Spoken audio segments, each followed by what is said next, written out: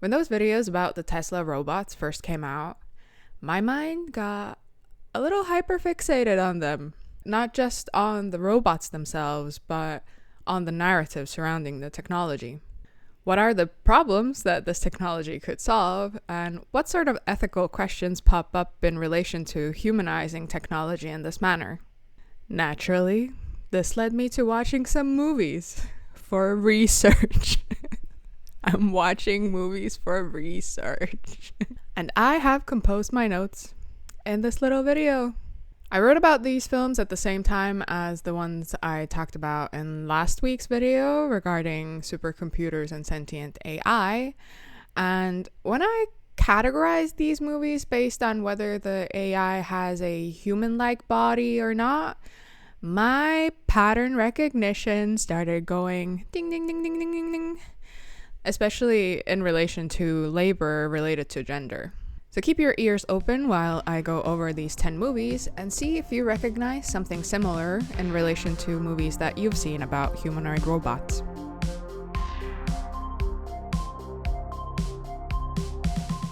DJ, play Robots by Flight of the Conchords. We start this list off by looking into the not-so-distant future through the eyes of filmmakers from 1962. The Creation of the Humanoids is a sci-fi film that depicts a post-nuclear war society in the 23rd century, where society has grown dependent on the assistance of human-like robots. These robots rely mainly on overly rational personalities, but look mostly human if you don't think too much about their metallic blue skin, lack of hair, and eyes that frankly freak me out.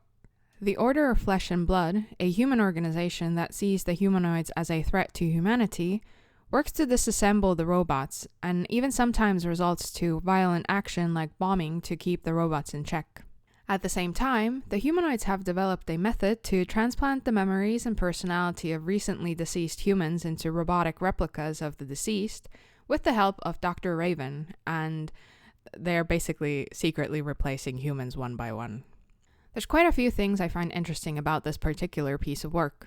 In terms of the narrative, it's interesting to see how the filmmaker structured themes such as nuclear war and politics surrounding artificial intelligence in a society with its birth rate in decline. It's also cool to see how a low-budget movie from the 60s solved the appearance of the humanoids. Jack Pierce, who was behind the iconic Frankenstein makeup, used latex rubber bald caps and blue-gray grease paint to cover the actors.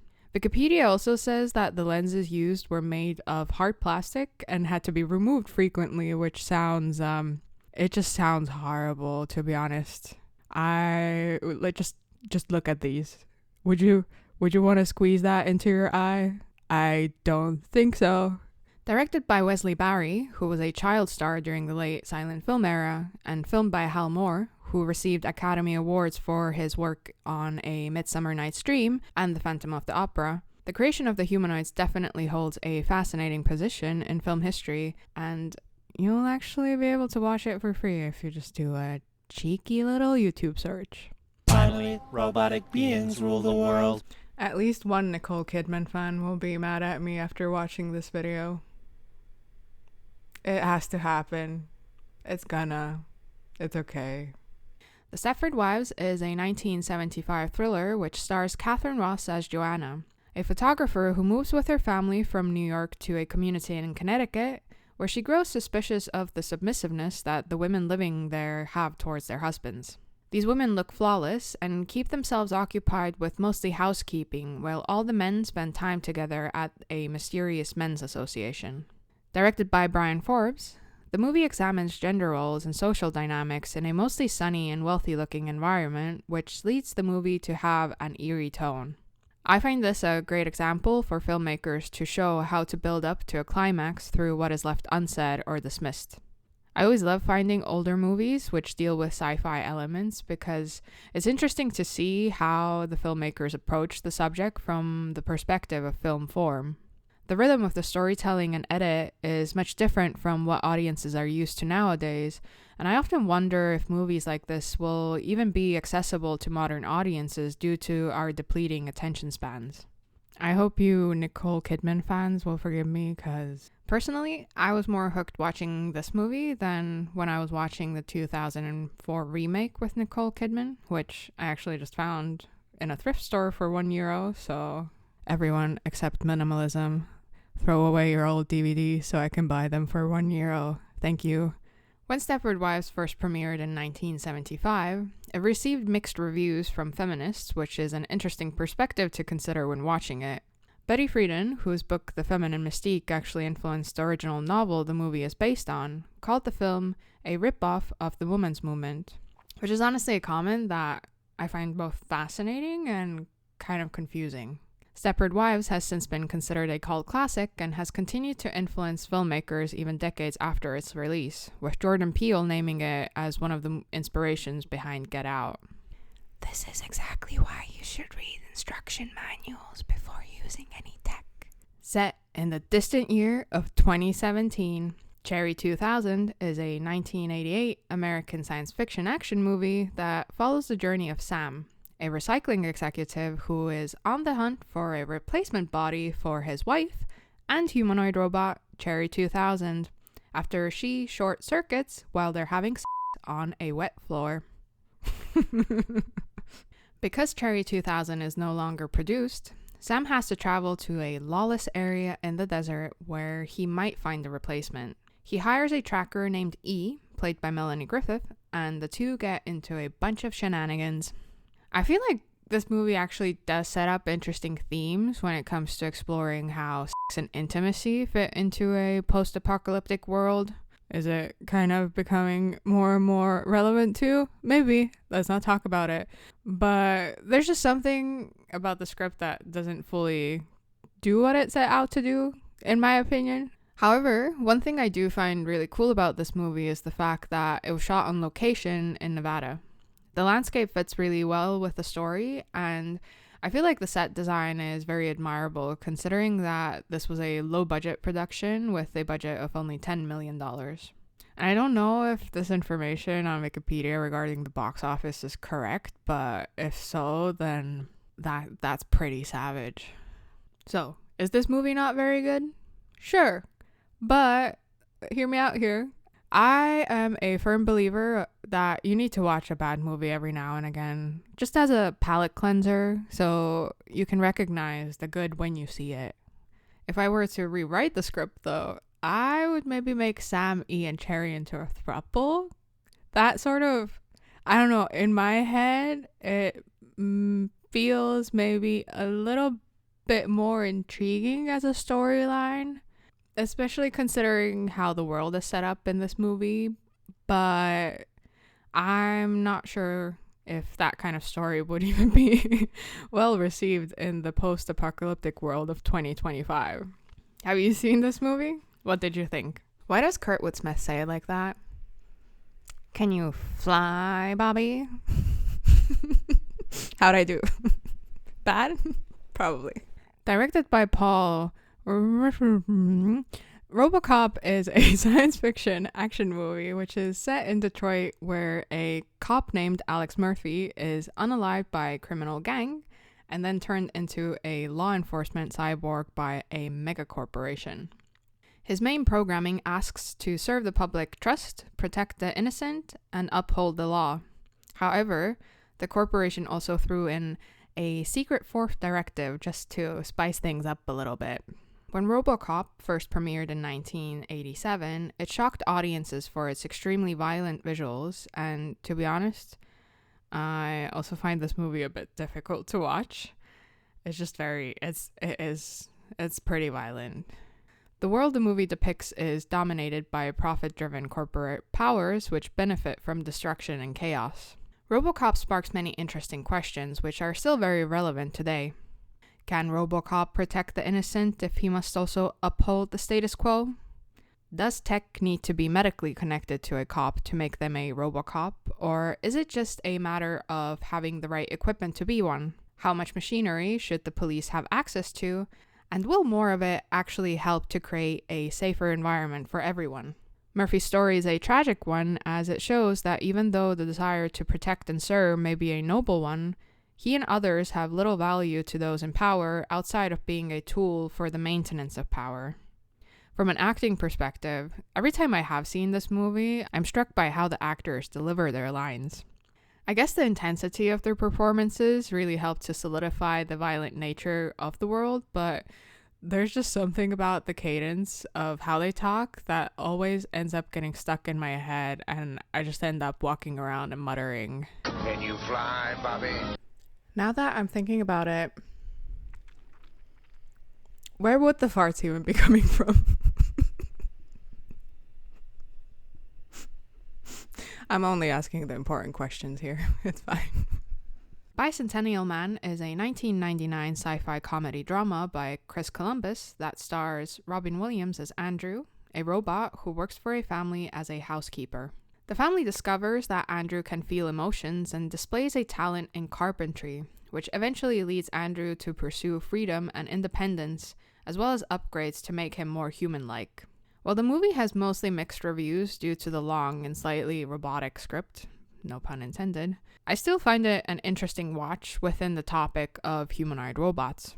Within the 2-hour runtime, the film explores themes surrounding humanity and morality, intellectual freedom and love, as well as slavery and workers' rights. Let's discuss wage theft, baby.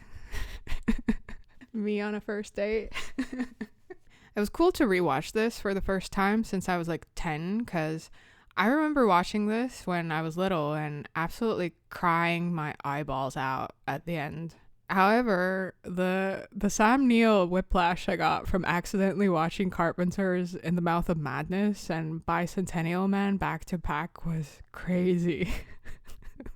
I needed a moment to reconfigure myself. Robin Williams does bring a heartfelt sentimentality to Andrew, and I did enjoy the design of the robot in the beginning of the movie. And I love the guy who's like, I gotta make my friend a get you a friend who makes you a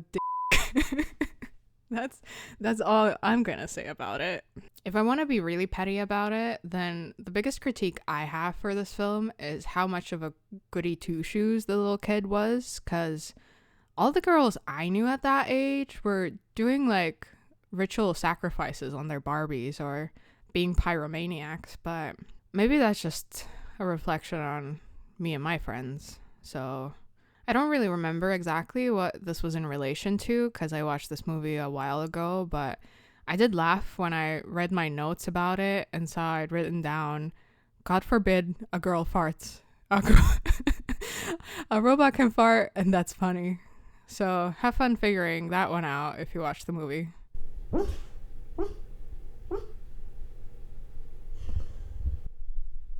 She's dreaming.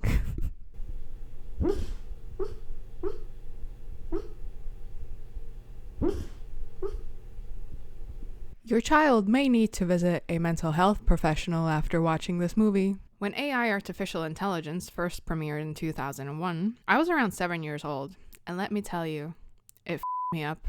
It f***ed me up so bad.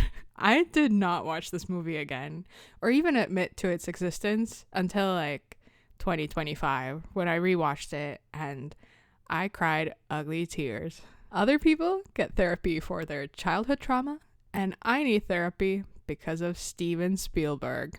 Great stuff. Listed as a science fiction drama, which I don't agree with, this is a horror movie. AI artificial intelligence follows the story of David, an 11-year-old child robot who is capable of experiencing love. David is taken in by a couple whose own human son Martin is in suspended animation due to a rare illness. When Martin wakes up, the family struggles to create a healthy dynamic, and David's mother abandons him in the woods, leaving him to fend for himself in a world that is crumbling. Famously, the movie was originally developed by Stanley Kubrick, who, due to his death and other setbacks during pre-production, was not able to direct it. Balancing Kubrick's dark themes and Spielberg's sentimentality, the movie sparks interesting ethical questions regarding humanoid robots, as well as what part humans hold in the climate crisis. All jokes aside, I did enjoy the scope of this movie. The set design and costumes slap, the visual effects still work really well, the animatronic bear is great, the dinner and laughing scene is mental, just throw me in the woods immediately. Jude Law is snatched, and I honestly love how they tied in Pinocchio to the story. However, as someone who used to be a blonde and blue-eyed child myself, this is definitely the creepiest type of child you could have chosen for this movie. So in conclusion, there is a good reason why this movie keeps showing up in best movies lists, and if you haven't seen it, you should watch it. But now that I'm done with this segment, I will push the knowledge of this movie to the very back of my head and hopefully never think about it again because I'm traumatized. And hopefully you will be too. Show me one man who has birthed a sentient woman. I think I just want to see more trans men. That's Directed by Alex Garland as his directorial debut, Ex Machina is a British sci-fi movie from 2014 which garnered wide recognition for its narrative, distinct visual style, and the actors' performances. The film follows Caleb Smith, a programmer who is set with a task to see whether a humanoid robot called Ava has consciousness and is capable of thought while visiting the remote compound of its creator, Nathan Bateman. There's definitely no way this type of situation can go wrong, right? It's gonna be fine. It's gonna be fine. It's been a minute since I last saw this, and thinking about it now, it's fascinating to me how many stories you can easily find which explore male scientists creating humanoid robots with female attributes. Yet, I cannot think of a single movie from the top of my head where a female scientist creates a male robot to do whatever they want to do with it. Get your shit together, feminists. What are we doing? But actually, all of the movies I go over in this video have assigned gender in one way or another to the humanoid robots that they depict. Would a robot even perceive gender if it were not programmed to do so? How would you define gender in the programming of it? Would it be reliant on the behavior the robot is built for? Or could artificial intelligence claim its own gender solely based on vibes? Would that gender have to fit into a binary? Ex Machina is definitely one of those movies that has sparked a lot of conversations between my friends and I over the years. And other than the story and visuals, the actors especially make this movie memorable for me with their performances. But hey, I might be a little bit biased as I will honestly watch anything with Oscar Isaac. I even remember spacing out one time when we were watching a clip with him in editing class years ago, turning to my friend to ask what the class was working on, and then learning that he was also spaced out for exactly the same reason.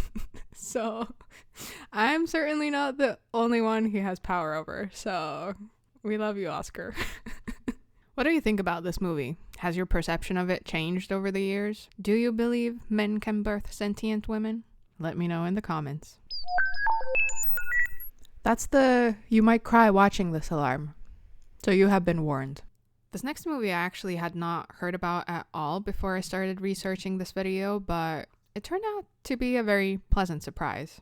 After Yang is an American science fiction drama from 2021 that was written, directed, and edited by Gogonada and stars Colin Farrell, Jodie Turner-Smith, and Justin H. Min. It was also one of the last films that Sakamoto scored prior to his death.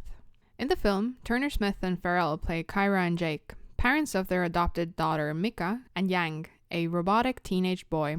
Yang is a culture unit who was purchased in order to connect Mika with her Chinese heritage. After a family dance competition, Yang stops working, and due to him not being under warranty, Jake struggles to find a way to repair him, leading the family to struggle with grief and contemplate their family dynamic. I might have been a little bit hormonal when I watched this, but I did have a proper sob, and it felt good.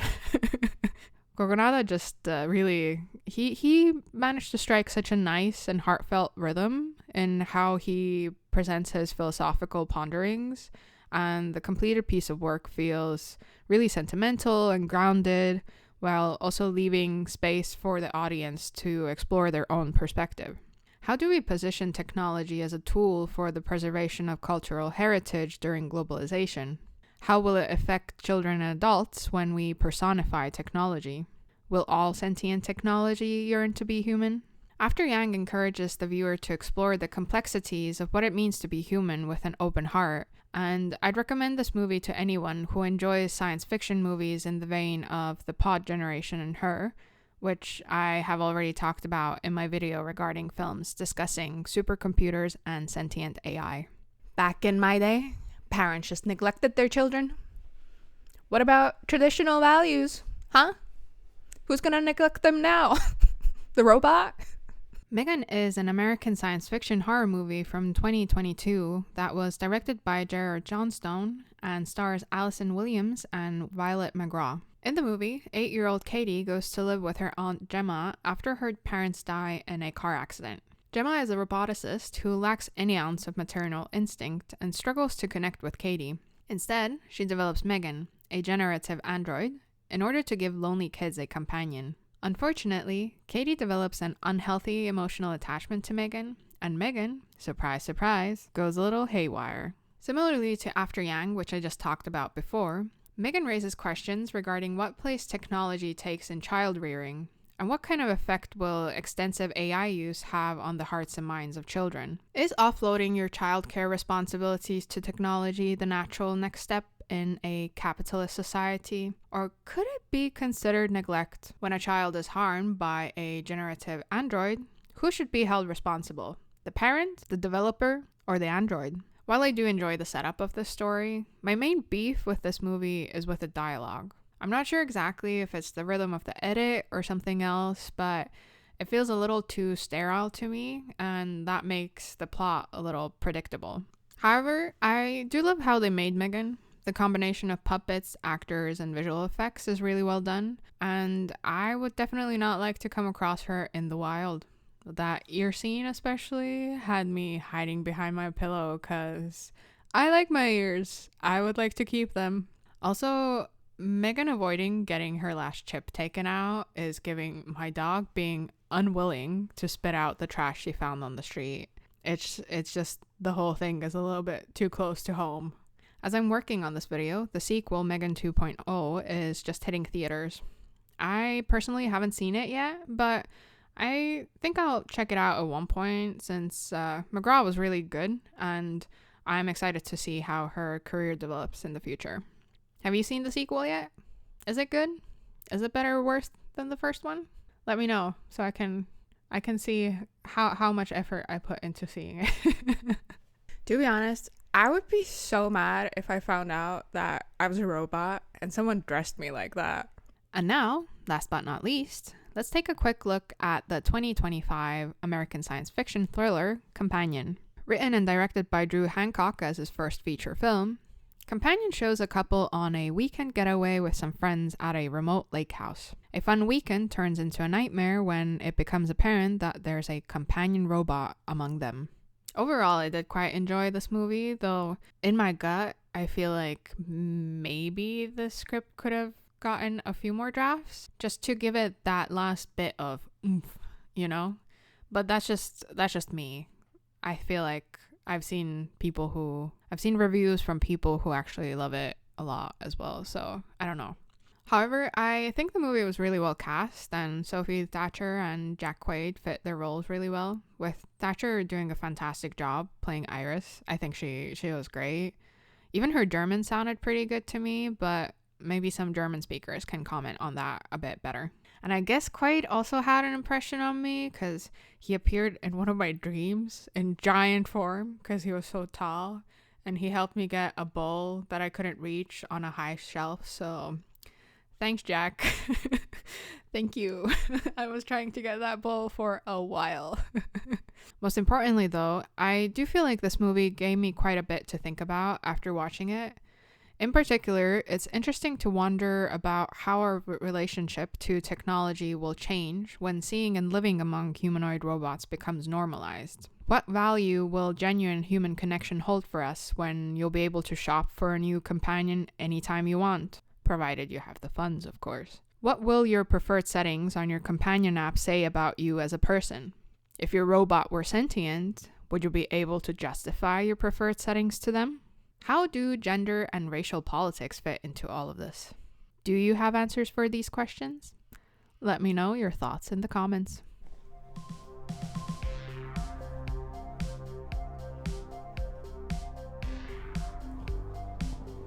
Are you joining me? That's today's 10 movies. Have you seen any of these? Which is your favorite? Let me know down in the comments. No comment? Okay. Bye.